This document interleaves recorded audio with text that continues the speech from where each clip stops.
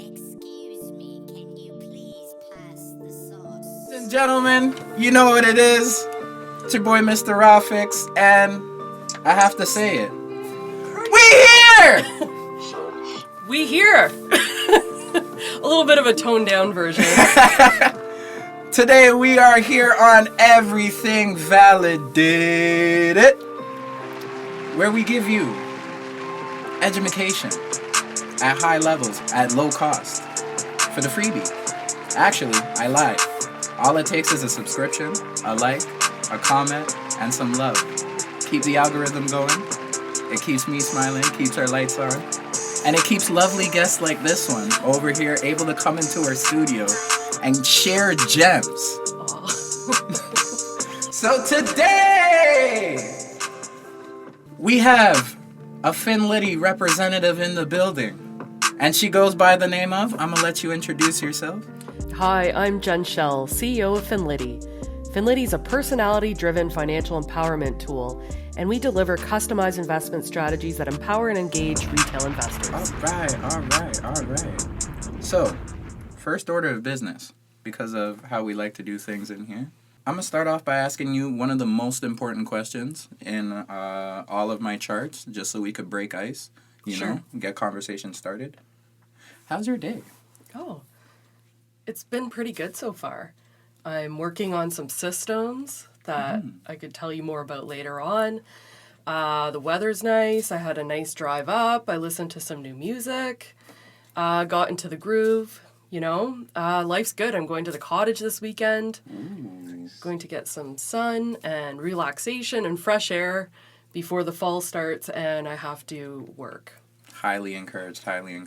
I can't lie. I've been hiding in offices and everything for this whole summer. But as of recently, starting to get out too. And I'm highly encouraging taking some time to go for hikes and things like that. Because this summer's weather has been kind of questionable. But still taking the opportunity to get out to the outside, experience, naturalize yourself with the ground. Yes. Keeps everything moving. It keeps you grounded. And exactly. They do call it foresting. It's an actual therapy. You can breathe in the fresh air from the trees and the tree saps and get all those smells, and it's really good for you. See? I hear it's big in Japan, but don't quote me on it. Do your own research. Dior. And if you watch our podcast, that should already be habit. Yeah. All right. So, before we get into any types of nitty-gritties, I must disclose. None of this is meant to be construed as investment advice. It's for educational entertainment purposes only. The video is accurate as of the posting date, but may not be accurate in the future. So please don't page us. All right. And before you move on, what kind of new music was that? Yeah, what's on this playlist? The new playlist that I've been playing in the car. Yes. MIA just came out with a new song, and it's just as fabulous as Paperplanes. So it's really inspiring, and it talks about, how she's a queen, and then I relate to it and feel like a queen listening to it, and just think of all the things that I'm going to be doing, and I use that as my theme song to keep me motivated. It's what I like to call Songspiration. And it gets me into the groove and gets me thinking, and then I think up, solutions to problems all the time, and I love it. So that's what I do. It's like my therapy for me. Music, new music, whatever they come out with that's really, that speaks to you, that's vibrant and motivational. And music always speaks a length of words. Positive vibrations is good for the soul. It's got to be pretty amazing if it's on the level of Paper Planes. Yeah. That's saying a lot. I know, right? Because even I'm still bumping Paper Planes, I'll fly like paper. All right. Well, first of all, for our viewers, I'm sure you've been seeing some of the uploads going up, especially us at the Blockchain Futurist Conference. Which was amazing. It was so good. Met some incredible individuals. some other people were there that we will actually be touching base with moving forward as well. But a lot of takeaways from that Blockchain Futurist Conference. BitBoy talked about a lot of speculative things, but he had facts to bring it back up. May have thrown some shade on 1-2 industry, but he had some facts to bring it back to the forefront. For example, the vulnerability of Solana as of late. Showed a lot of holes in their system, but believe it or not, Solana's still holding up their market value. Thus, also we were there for Vitalik, the Ethereum gems he was dropping. Be on the lookout for that. I don't even want to give no sneak peeks. If you want to hear what happened, we have the documentation. Just be ready. Another good takeaway was 3IQ and explaining on some of the integrations on how they're bringing asset and wealth management into the crypto space. For example, there are funds being listed on the TSX, the Ether Fund and the Bitcoin Fund. And it being backed by the Bitcoin and Ethereum on top of that. Right. So essentially, what are your thoughts about the Blockchain Futurist Conference to start? What are your takeaways? I got a lot of takeaways. The first day, I'm going to be honest, I felt very overwhelmed with all these people and their futurist ideas, which were really great. But when you come from a place where you're used to financial institutions and being very conservative and very risk adverse, I was out of my wheelhouse there. This is a totally new experience for me, but it was great. And on that second day, I really, really embraced it. And it was really nice. The community spirit was there. It was alive and well. I talked to some fabulous people. I learned about NFTs. I learned what's good about them, what's not, what to watch out for. I learned about Bored Ape. I learned about, how to actually get an NFT minted, things like that. And then they talked about utility. They talked about community. And they talked about ways where you can really be wary of how to spot somebody who's not for real, because there's a lot of talk. There's a lot of talk about the big things that they're going to be doing, but very little action. So if you actually get somebody who's executing on the ideas that they're talking about, that's when the real magic happens. Yes. And I had some other conversations with some financial professionals who are pretty high up there in the space and DeFi and things like that. And they were telling me, one way to look at something and to a project and to know if it's for real or not is to see how many bear market cycles it's gone through. Mm-hmm. Because there are bear market cycles in crypto. It's very new. It's still a very new asset class. And we did see it go down to pretty much nothing in 2018. Some of them good held 90% cut on some of the big boys. So. Yeah, and then ICOs were pretty much went poof, overnight. Yes. So, it's really important to look at the staying power of some of these investments and to see if they can ride out those bear markets. Yes. And then you kind of know if it's for real or not, or at least you can begin to do some more research on it to see if it's something that you would like to make a long-term investment in. Still very volatile. Have to give that disclosure. We know that. Everyone knows that, but It's really important not to just ape into positions and kind of plan yourself accordingly. Yeah, and just some things you can look at, starting with the white papers. If you can get through the white papers and you can get through all the technical stuff behind it, you can invest. So actually, with that being said, kind of on the investment side, from your personal experience, what would you say is the state of the market, the financial market right now? I think that we're in transition phase. So we had, over a 10-year bull market in technology and in NASDAQ stocks and hyped up ideas. And then you kind of see a new era shaping up. We're getting increased interest rates, something that a lot of people have never really dealt with.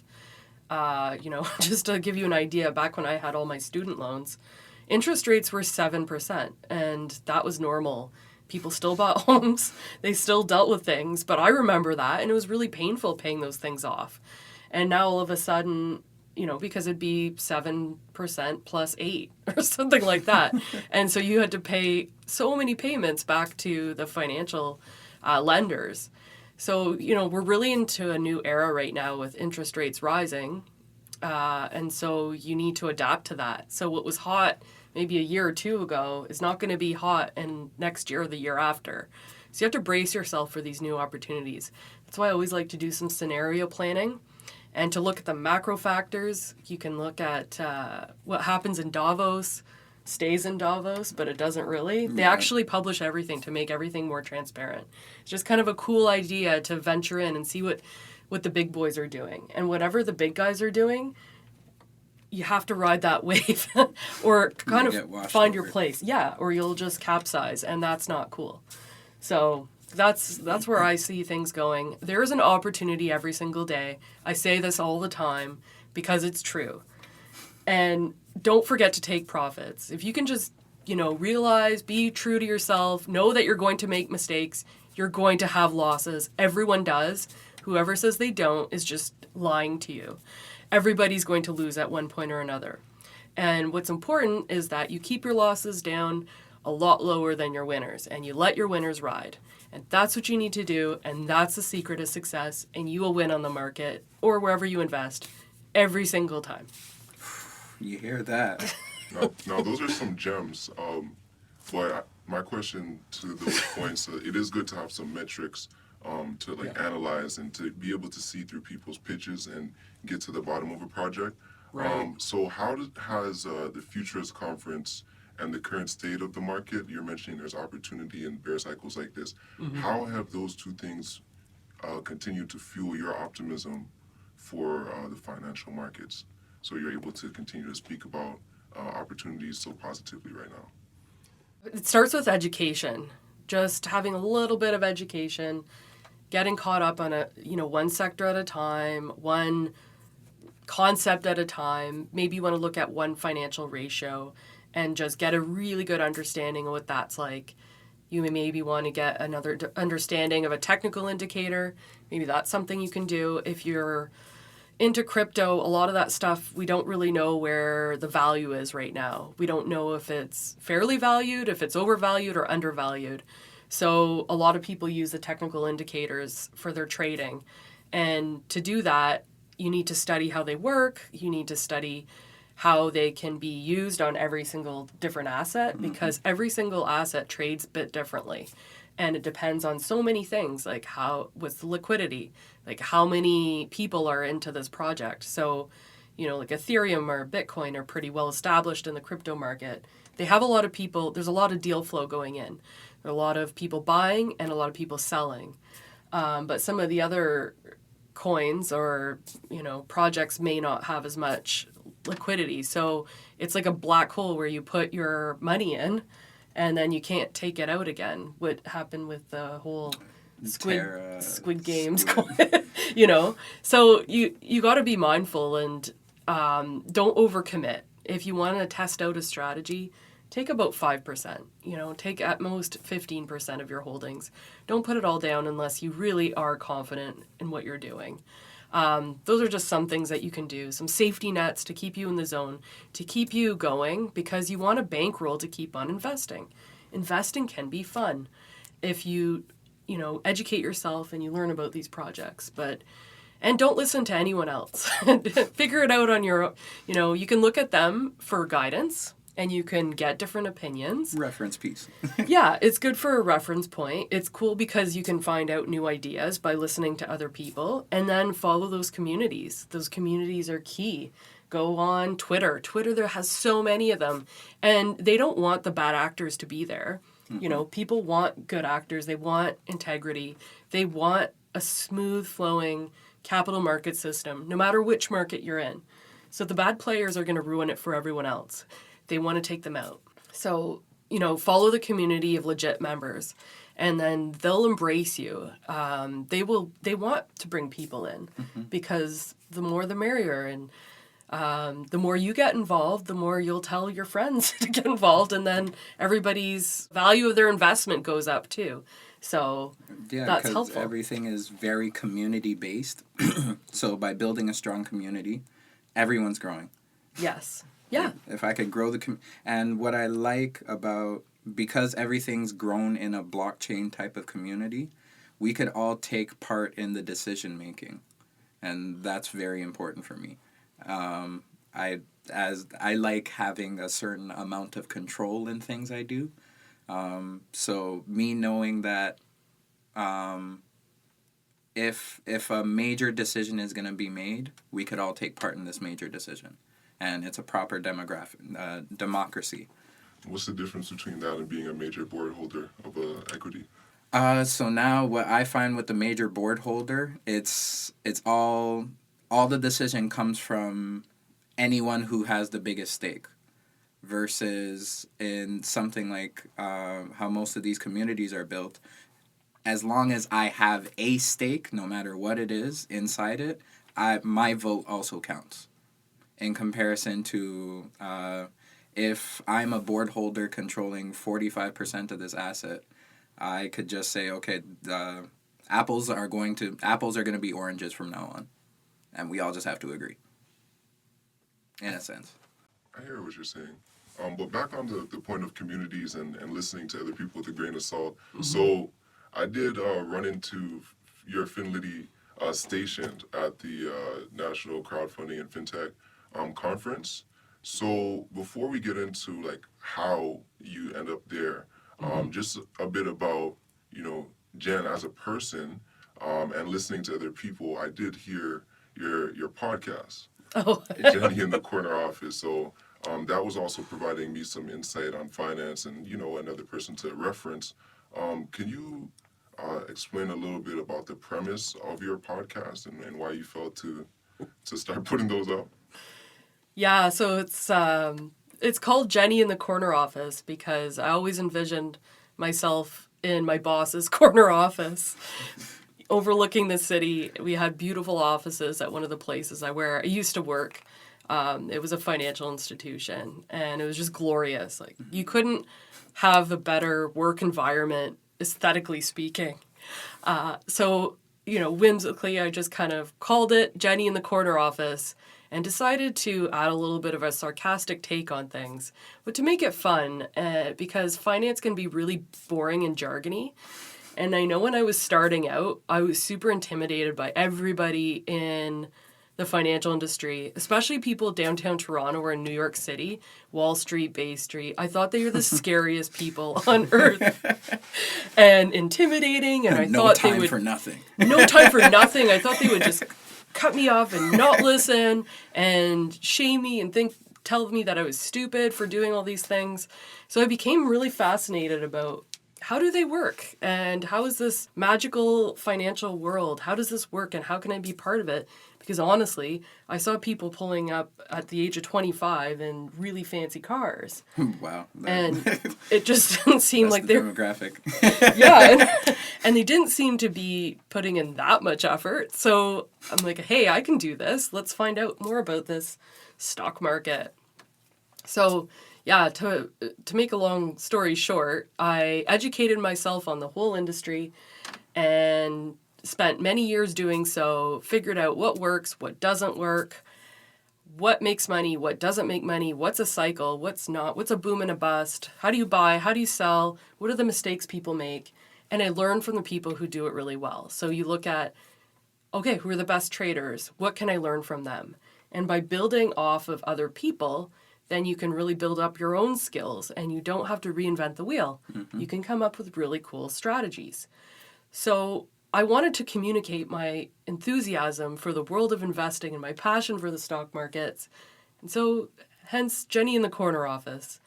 But a lot of work goes into that. And I've got a lot of things going on, including building, a startup. And it's insane the amount of work that takes and how many people and investors you have to talk to and making sure that your product is really something that people want and you want to make it better and you want to make the world a better place. So there's so many responsibilities when I'm looking to make an impact that Jenny in the corner office, hopefully there'll be some new episodes soon, but what's there is there, and I still really like what I put out there, and it's still relevant today. Yeah. So I mean, I appreciate what you did put out already, and it is in line with everything validated in the sense that you're taking a lot of jargon and explaining it in layman's terms to the point where you even got a letter back from a fan, which I think is good because you're getting interaction, you're evoking emotion, and that means you're definitely making some sort of impact. But in the terms of the Jenny in the Corner Office podcast, it allowed like a personal avenue to learn more about you, I find. So, like, you also said your background growing up, being raised in Sudbury. yes, the Big Nickel. Yeah, I thought that was interesting because I do have a brother that went to Laurentian. Okay. Yeah, for 5 years, actually, extra years. So he was out there for a while, but then made a career there in the banking industry. And I guess because it's a small town, went vertical pretty quick and took that promotion and then transferred to Toronto. So it's like he went on an accelerated timeline based on that environment. But how would you say coming from Sudbury has shaped your financial mindset to be able to get you where you are now?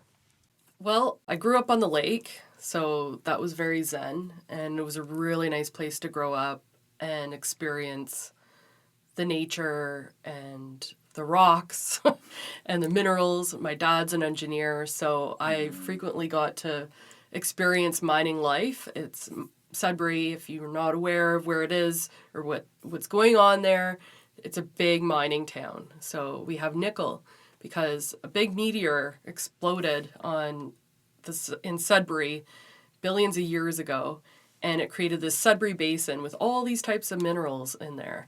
So it's a very popular mining jurisdiction, and a lot of cool stuff goes on there because of this space phenomenon that happened.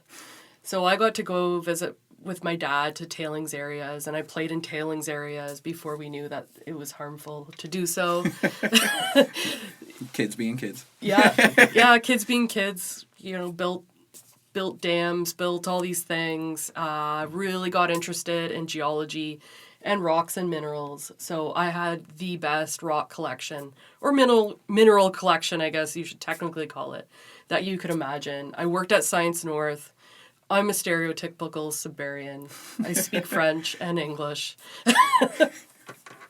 And we do pick blueberries all the time. Oh, that's a thing? Yeah, it's totally a thing. If you drive up there, you'll see that there are people selling blueberries, wild blueberries on the side of the road. Lots of bears. Bears play in your front yard. All that is true. You can build... Check out my window. Bears taking out my garbage for me. Yes. Yeah. Toronto has raccoons. We have bears. I don't know. I don't know which I'd rather. Our raccoons are gangster-like, so like... That's true. And so are the bears. I think the raccoon shaped the financial mindset a little differently than bears. That's true, yeah. A bit more need for security when I see a bear. Yeah, so that was life in Sudbury, and I really wanted to get out of there eventually. I mean, it's a great place to grow up, but if you're into finance or anything like that, you have to head to the big city, the big smoke. And so here I am, making my way through this wonderful world by solving problems and bringing services forth and changing it in the way that I see fit in my own capacity. One financial report at a time. That's right. Staying on that topic, though, like you also mentioned your mom was a university prof. So was she doing that at Laurentian by any chance? She was at Laurentian for a number of years. She had a cult following of students, still does. I still get random people asking me how my mother's doing when I go into a room and they ask me if I'm related to Dr. She Bernie left Schell. a lasting impression. She did. She taught HR, and she taught in the MBA program in commerce. And I Okay. guess that's maybe one of the reasons why I myself went through the program as well, under her influence. Little bit of the apple doesn't fall far from the tree scenario. Yeah, and she just drove it home. I wanted to be an artist when I was younger. I wanted to paint. Oh, and okay. she told me that you would become a starving artist and that there was no life or lifestyle in that. So you should get a commerce degree. It's really useful. And it turned out that it was. She wasn't And lying. it is. No, it's a She great was not degree. lying. If you don't know what else to do, get a commerce degree. Shout out to the parents for laying that foundation. And it seems like it was definitely helpful because, you know, even at Everything Validated, like, we notice a lot of diverse stories that people can come from, especially being in Canada, such a multicultural place. You never know the situation. Like, some people are trying to find their financial future in this country without any parents. You know, some people are fresh immigrants. So, you know, there's so many potential obstacles to get through. Right. But that's why I was, you know, a fan of the podcast, because you're kind of trying to stop people from having analysis paralysis. Like, you're trying to help people take their first couple financial steps, and I am a firm believer that it starts in the mind. Like, for me, I like to tell people that they're worth it, because if you don't believe that you're even worth it, you won't save even $10 for tomorrow, because you'll be like, I'll just use it and have a great day today. You don't think about the next day, you know. So I feel like you're empowering that message in a sense. So I appreciated that. But now that we have a bit about yourself as well, I also want to talk about Finliti. So without further ado, can you tell us, what is the startup that you started, Finliti, and why is it important? Finliti is a way to learn about investing quickly and easily using your own individual personality traits to help you get ahead. Because in my opinion, it's 80% emotion and 20% of what you know. If you can develop that confidence, you can be a winner. And so it's really important to really be comfortable with what you want to invest in, make sure that aligns with your goal. And I've created the Finliti platform to help you do that. Right now, you can take your investor personality and you can see who you are as an investor. We'll give you feedback. It's free. And I made it fun, and I really value your feedback. So if you want more, I'm happy to deliver that to you. And as well, you know, like you said, people come here to this country, they don't know how to invest, they don't know the current landscape, or maybe it just wasn't as interesting to them until now. You know, you've got a career, you've got some income coming through, and it's a really great time to start investing, but it's really difficult to know where to start. So Finliti is a place it's like Finlit with an I at the end, because that's in Italian. You can add an I to things to make them plural. So it's a word I made up. It is my word, and I've trademarked that word in Canada and the US, and it means financially literate people, plural. Beautiful. Yeah, and that's what it does. So we're going to be providing a solution to show you how to trade and invest according to your comfort level on a platform soon. So that's what we're working towards. We're building. Not only that, I gave it a spin myself. When I first seen Finliti, I was like, okay, this looks familiar. Financial literacy. Okay, Finlit. Financial lit. It's lit. All right, Team Liddy, we're here. Yeah, Team Liddy. Yeah. So, based off of some of the, can we actually go over some of these financial personalities like you talked about? Like, I did the assessment for myself, and I came across as a commander. No word of a lie. I felt nice because I'm in a commanding position. Made me feel important. Yeah. So, how did you come up with this concept? Like, what is a commander? And what are some of the other personalities that you could kind of brush over? Yeah, so I wanted to embrace people into this world, this narrative, in a fun and safe space that was jargon-free and that wasn't cold and unfriendly, so that you'd be encouraged to learn and understand who these people are, and also to make them tangible, because finance is a very intangible space and it's really hard to relate to it if you can't associate emotion to it. Yes. So there are different personality types that we've created, and they're based on psychometrics. So it's based on a scientifically validated study that I co-created with Dr. Stefano Di Domenico from the University of Toronto in behavioral science. And we came up with a really accurate measure of 4 dimensions that go beyond risk. Right now, we only measure risk, but we've actually discovered 4 dimensions to your investor personality. And these go beyond the big 5 test that exists for the psychologists, because everybody measures the effectiveness of psychology against the big 5 personality test. It's like the benchmark for knowing if you've uncovered something or not, which we did. So those factions, when you answer the survey, the free one that we have, it's fun. It's to bring you into the Finliti-verse. It's to bring you into our world. So you got commander, and that would mean that you have scientific attributes that are associated with swag. And swag is when you actually are a self-starter. It's when you look at learning information yourself, you develop your own opinions and thought that are independent of conventional sources of wisdom. So you make your own decisions that are right for you, which is great, because what we found is that people who are high in swag as personality trait tend to also outperform the market compared with their peers. Okay. How accurate would you find that? Oh, yeah. To be super honest, when you gave me the description, I was like, yeah, that's almost me in a nutshell. I hate conforming. Yeah, okay, sign. That's When I'm given a structure, I'll learn the structure, I'll figure it out, and then it's almost innately I try to figure out how to do it better. Mm-hmm. So I kind of rewrite the system so I'm comfortable with it. Yeah, no, it stood out very. It's scary accurate. It is scary accurate, ladies and gentlemen. I had to stop and think, like, is she in my head? But that wasn't the case. Yeah, no, and it's funny because me and my partner were talking, and he, just based off what we know about each other, he said, maybe, like you're a trailblazer. Mm-hmm. I'm a trailblazer. So I was like, I have no idea what any of these mean yet, but all right, I'll roll with it.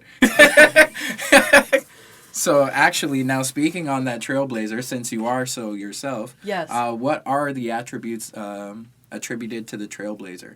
Trailblazers are really optimistic people who get involved with, they have a tendency to go after F.O.M.O. Investments. So you have to be really careful and hold yourself back. We also, we're trendsetters. We try new things. We love new technology. We're high risk. And we can handle the risk, too. We can handle it. So we will not be happy with boring, tried and true methods. So knowing that, you need to be disciplined in your approach and have some structure. And then it's a perfect winning combination. So there is no wrong answer to these personality traits. It's just who you are as a person and what's going to work for you. And that can make all the difference between you becoming a millionaire or you becoming really frustrated that you're not getting ahead. So that's why it's so important to know who you are. There is no right or wrong answer. Everybody has strengths. Everybody has weaknesses. And there's all things that you can build on. So what the personality test that we have and the foundation of it, it's to build on your strengths and to identify the areas of weakness where you might actually be prone to fall into. So somebody like me would, like I had mentioned, would fall into the hands of F.O.M.O. So I've developed an evil character named F.O.M.O. that you can defeat in future versions of the Finliti-verse adventures. What other villains in this cyberspace can I be worried about? So these financial foes, it's important that you know how to identify them because they're everywhere. So we talked about F.O.M.O. F.O.M.O you've seen it online, you've seen it in social media. We talk about it a lot here on the podcast. Yeah, and you know who they are. So I created a character. FOMO is everywhere, but nowhere. That is well done. There's chaos. Chaos is really in the situations right now in the markets. She tends to look at bear market opportunities and capitalize on those. So she's into chaos, obviously. She's into causing wreckage, and the more volatility, the happier she is. Slick Nick, a lot of ladies have dated Slick Nick. So I've been told. Slick Nick always has a value proposition for you and is always trying to sell something. Whether it's his looks, his charm, whatever it is, Slick Nick is there. And you always get sold on these big, big ideas that never go anywhere because Slick Nick fails to execute. And you'll see pump and dumps are often around Slick Nick, and he's often the key management component to those. Molly. I've met him before. Right? Yeah. I'd also say his special ability is rug pull. Yeah. That's something I might add to the description and the narrative, because I'm going to be giving scenarios and adventures where you're going to enter simulations and you need to defeat these financial foes. This is sounding like a blockbuster Blizzard video game right now. Are there avatars going to appear in the Finliti-verse? Yes, the avatars are going to appear and you're going to have to defeat them. So you can take their advice and see where it leads you. And sometimes if you take their advice, they'll be right. But other times they'll lead you into despair and you won't know the difference. So you need to be able to understand what they're saying and not follow their path. Because if you do, you are going to bear the consequences with some not so great financial ramifications. So some of the other ones that are near and dear to my heart in all the wrong ways are Mr. Jones. He came from music inspiration because you always want to be like the Joneses. Keeping up with the Joneses. Yeah, that's right. Keeping up, you're spending too much. You care about things that don't matter, junk values. Mr. Jones is all about that. His partner is always better looking than yours. His kids go to better schools. Yep. Everything, got a bigger house, got the newest car, has a better Sea-Doo, boat, whatever. Group of friends, you just can never you're never enough. Queen V is an interesting one. And she's like that person who's trying to convince you of all these E.S.G. principles that are fundamentally flawed with, grandiose things that don't actually work and that may meet her agenda. She's very manipulative. So you'll see her in more times to come. Can you just break down E.S.G.? I don't think we ever Explain Oh. what the acronym And- is. We know what it E.S.G. means, but for the viewers on here. Just for our people. Yeah, so E.S.G. is a big buzzword right now, and it stands for environmental, social, and governance. And what it means is the first part is usually the easiest to relate to. It's environmental. So you have your EV vehicles, you have your Paper straws. paper straw legislation, save the whales, save the deer, save the flies, save everything. That's your environmental stuff. And it changes because some things are environmentally cool, and then we realize that they're just not. So, oil, coal is a questionable one. They're really trying to get rid of emissions and things like that. But then sometimes things come back into vogue, like nuclear power is cool now. Is the new best thing. So, yeah, because it's super energy efficient. And then we realize that actually not using efficient energy can actually be more expensive and more polluting than not. So it's really different. It changes all the time. But it's basically about the environment. Social is when you're really doing the community right thing. So you care about the greatest good. And you have, you work towards communities. You're not taking advantage of people. You are hiring local, things like that. Governance is having more of a diversified board, and proper governance results in the organization and really caters towards management. So you want a diversified board, you want different opinions, you want ethical management built in, you want ethical protocols built in. A good example of that is, taking a look at Robinhood, which is really great when everybody was wanting to invest and they made it accessible, but then it fell under scrutiny because people were just betting on different things, and there were no restrictions on what you could do for options, which are very complicated derivative investments, and they are not for beginners. They are so complex, and you can lose your shirt because essentially you're betting on a fragment of something, and you buy all these contracts that give you so much ownership. Like, you could be responsible for millions of dollars of things, and it's like leverage. It's like being responsible for $100 million when you're making minimum wage, and then it falls on you or you have to pay it back. Your contract expires and now you're responsible to fulfill your obligation. Yeah, and you can have, who knows, like 30 bushels of wheat show up at your door. I mean, it's probably an exaggeration, but proper governance, just protecting consumer best interests is really what it boils down to. So a lot of these firms and governments are encouraging E.S.G. investments to take hold. And they want to invest in responsible, ethical, sustainable causes that it's going to make the future a better place for everybody. And less waste, less haste, and more integrity and more ethical responsibility. That's all that is, but it's really difficult to give metrics on what that actually means, and it changes all the time. So you have to really look closely at what those examples are and what those investments are, and to look into it and make sure that it really aligns with your values.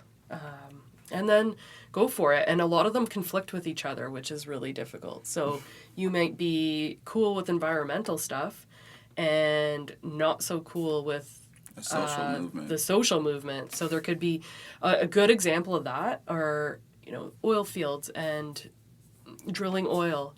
Great for communities, great for remote communities, great for the social aspect because you have employment for local communities that might not have another way of making money otherwise. But you may have some spills or fracking that causes long-term different implications things. on the ground.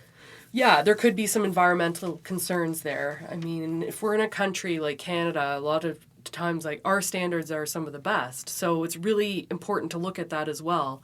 And to realize that there are some groups in the background that could be lobbying to make you look bad from a PR standpoint. So just be crucial, look out for that, because it does happen. I see it too. Absolutely. And I think that with this renaissance of social consciousness from corporations, like you're saying, some funds are going to take advantage of the, E.S.G. being popular in terms of like society, people wanting to be investing in something ESG or just being more socially and environmentally conscious in their daily decisions anyway.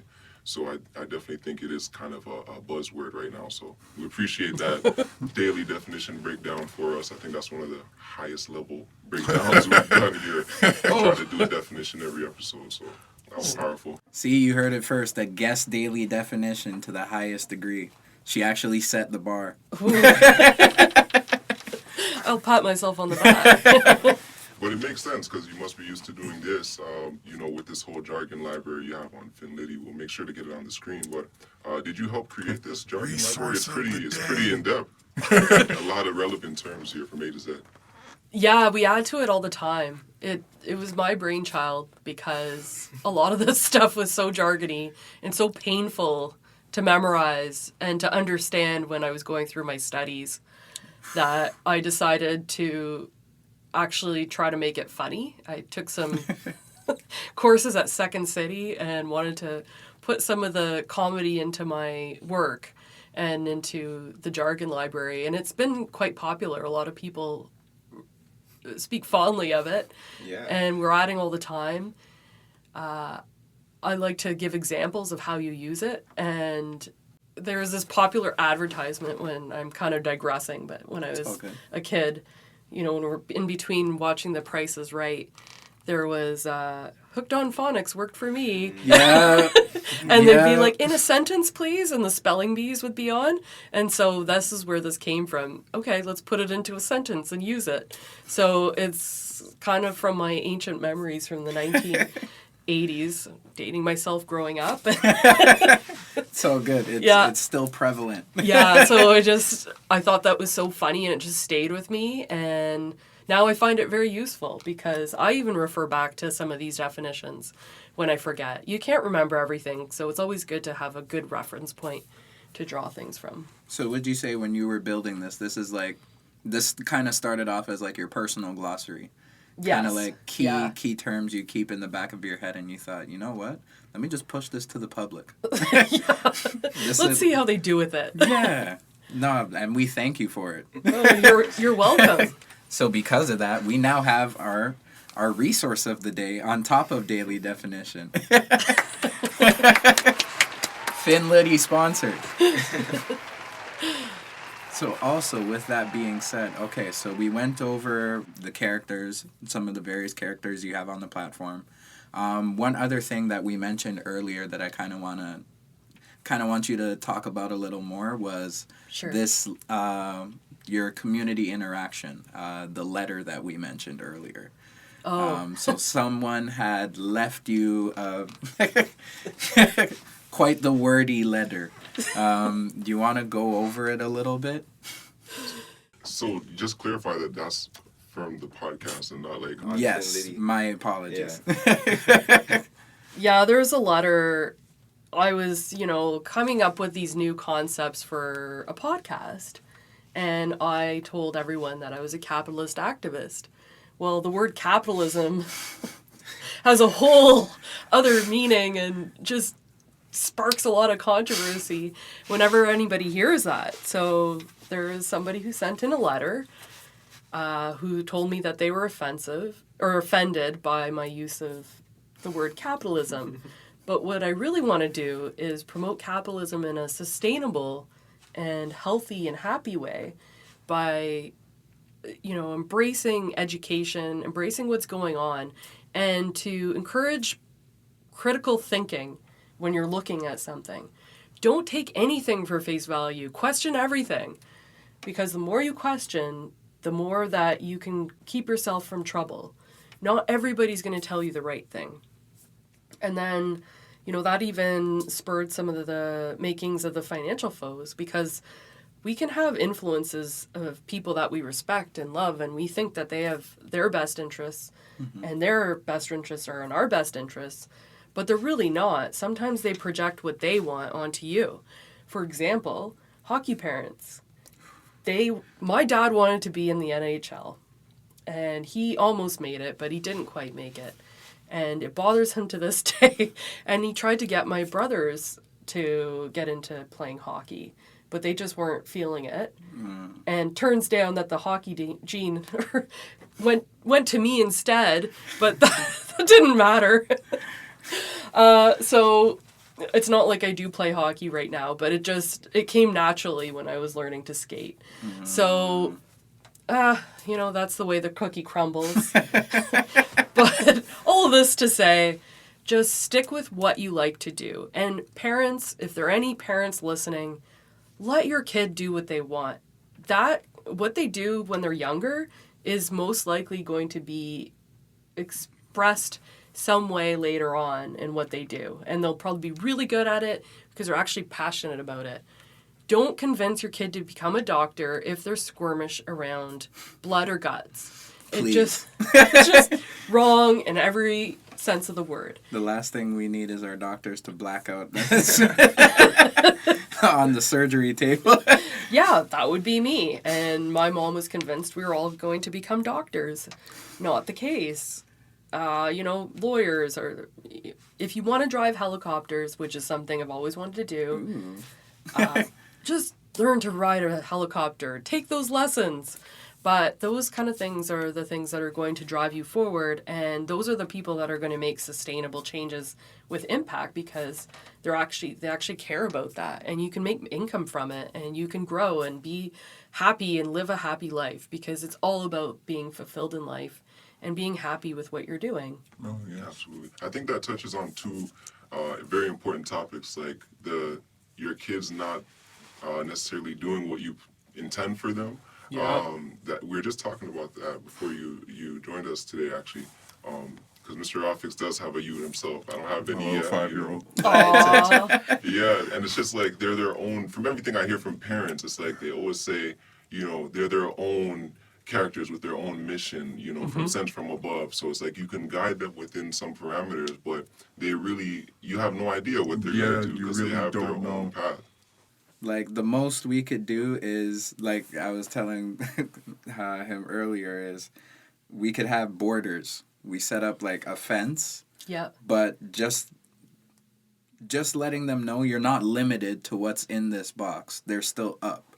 There's no roof. But these parameters are put here just so you don't fall off the map. Yeah. That's a good point. It's good to have some positive reinforcement and to build some skills. Actually, math comes to mind. Yes. I loved math when I was young, and I'd always do math competitions. I do math for fun because I was a nerd, and I just loved it because I could problem solve. And then I got to high school, and social life took over, and I had really, really mean teachers who were just horrible and ruined my love for math. And then I blanked out, and then I stopped learning. I couldn't understand anything. And this was before the internet had all the answers. You couldn't ask Google then. So recently, that hurts. It does, but there's hope. But if you break it down and you did really terrible in math for 1 semester, 1 year of your life, it doesn't really matter, because really all that learning amounts up to maybe 48 hours, and you can pick it up later in life, 5 years later, 10 years later, 15, it doesn't matter, and you could relearn that whole course in half the time or even a third of the time. I just reviewed permutations and combinations and got super into it because I found a purpose for it, and I wanted to break a system and understand a system, and I needed to understand this math. I flunked that course in high school, and then it took me, no joke, 15 minutes to get back into it, and I understood everything in 15 minutes, couple little Google searches, and I was on my way. So there's hope for that. If you are terrible at math today, doesn't mean that you'll be terrible at math tomorrow. It just means that it might not be the time, and you might have not found a really cool application for it yet. Yeah, I feel like the purpose part is very important because, like, I took a year off between high school and college, so I had to take a placement test. Yeah. Well, I think it's also because of my marks. I'm not even going to lie to you, but I did have to place for math, and I placed fine. But what I found is that in that, let's say 2-week period before my exam, I was preparing, and some of that teaching was way better than like the high school teaching for me because I had a purpose. I was teaching myself my own way in a way that works. And by the time I placed, like, I'm in the academic or the high level business, like not the 101 math, So I'm like, I turned out fine, but I didn't know if I would, So I feel like your purpose is very important. And I was just listening to Elon Musk talk about memory tricks. And he was talking about reasons why we don't always remember. One of them is because we don't always have a why. The brain's taking in so much information, we have to forget a lot of stuff to keep what's important. And he was talking about if you were to picture something absurd in the environment, it can help you remember it. He's like, for example, if there was a dancing elephant in a tutu right here, you wouldn't forget this sit down if you really got to envisioning it. So either absurdity or like a strong why, which again is linked to purpose. Why? Tell yourself out loud why you need to remember this. Because it's Finliti, for example, then you will actually have a memory trick if you're like not having a good memory already. So I just think purpose is huge. And on that point, Agreed. About the angry letter written to your podcast, it's like, I was thinking, like, did she actually listen to the episode? Because, like, your whole point was touching about, like, change and innovation. And it's funny because we go through change, like you were saying in high school, you might not know that you go from hockey to, math, to not being good at math, to now being in a math kind of oriented sector. It's kind of funny. Yeah. We go through changes as humans, and hopefully we're always changing for the better. But the world changes as a result of our changes as humans as well. And I feel like your point was, what's the world with no innovation? And we can do that through, by being a capitalist activist. You raising the capital and then utilizing it in a way to make the world better, which is what I deduced from what your message was. And I felt like you were also being an example of doing it yourself. So I didn't have any angry response letter to write it myself. So I just thought that was kind of interesting. And to that point, I was wondering, where would we be right now without innovation, even from the last couple of years? We needed platforms like Zoom. We needed, quote unquote, medical innovations to get past the last couple of years. Or even just like how she mentioned, we need things like Google just to be able to search thought. And change how we learn, which learning, immensely changes the trajectory of people. And now that we can learn by ourselves, maybe the teacher didn't fully, satisfy that for us in school, but we can go home and, I didn't really understand that. Google it, and you can find all these academies, and you can learn it your way. So I feel like it's very necessary innovation and that type of capitalist activism. That's a really deep thought. I don't even think I could top that. That was super well said. The other thing is when you share knowledge with other people, you're really giving them a great gift.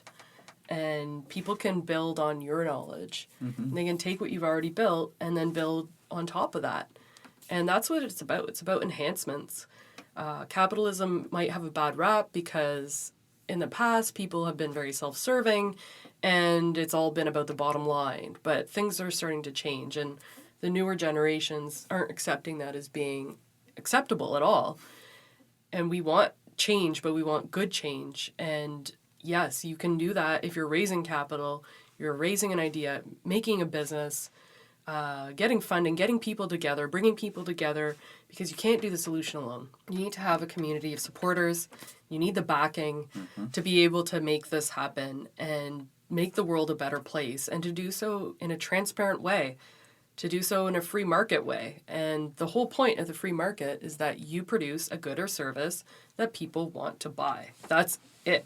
And that's why it's hand in hand with capitalism, because once I make this product, I should be able to sell it back to the community for a fair price. Right. Yeah. But reflecting on the amount of output or work that I actually put into it. Yeah. And assuming it's a good product, it should be helping the consumers and the world anyway. But about that point of it being a free market, I took marketing, so they often spoke about Canada being a mixed marketplace. So, and if, with us having 10% of the U.S.'s population approximately, how does that affect your market outlook in terms of you maintaining that balance between activism and capitalism in a place where, coming from Canada, it seems like we're more aligned with being activists than capitalists? Yeah, that's actually very well said. Canada has a lot of things going for it. We have awesome resources. We have great people who want to make a difference. But we're a little bit afraid. We're afraid of making a mistake. We're afraid of not looking perfect, not looking nice, not looking the way that we want to appear to the world. And I believe that's got to stop. It's okay to make a mistake. One of the biggest cultural differences I was told about in the US versus Canada was that they wear their failures with a badge of honor because it means that they've tried it. Yes, they failed, but then you learn and then you make something better for the future. And you can't always have a proven model. Sometimes you have to put it out there and see if it works, and do your product market fit, which is a big buzzword that I've heard since building my startup, and it just drives me up the wall crazy. You have to build it. You have to build something that people are going to want to use before you can release it. And it's those earliest stages where we're really vulnerable as Canadians and where innovation gets stuck because not enough people are backing and really helping us build these ideas out. They all want a proven model. They all want all the risk to be taken away. Canada is a very risk-adverse society, and that's on the activism side. We want everything for nothing. Everything should be taken care of. But if you don't make mistakes, or if you don't explore and see what works and doesn't, do your experiments, you're not going to know if something's going to work or not, or if it's going to fail. So it's okay to embrace that. And chances are then you learn from other people's mistakes, and then you can build a bigger and better society. Mm-hmm. So that is missing here, is really at the early stages. If we can support more entrepreneurs, that would be better, and help them along and give them that mentorship from experts, because Canada has tons of experts. We have lots of scientific experts, we have lots of financial experts, we have lots of technological experts that are here, and they fortunately like to give back. Canadians are very nice people, and you can use that to your advantage. So that's what I mean by that. I don't mean capitalism and being mean to everybody and taking away all their resources. That's not capitalism, guys. That's communism. Yes. Those are dictators who do that. We do not want to have dictators here. It just wouldn't be good. It's better if you have a board and people that you have to report to. And that's what happens with corporations. If it's a terrible CEO, they get ousted. We don't keep them there. Because we're looking for the embetterment and the growth. Yeah.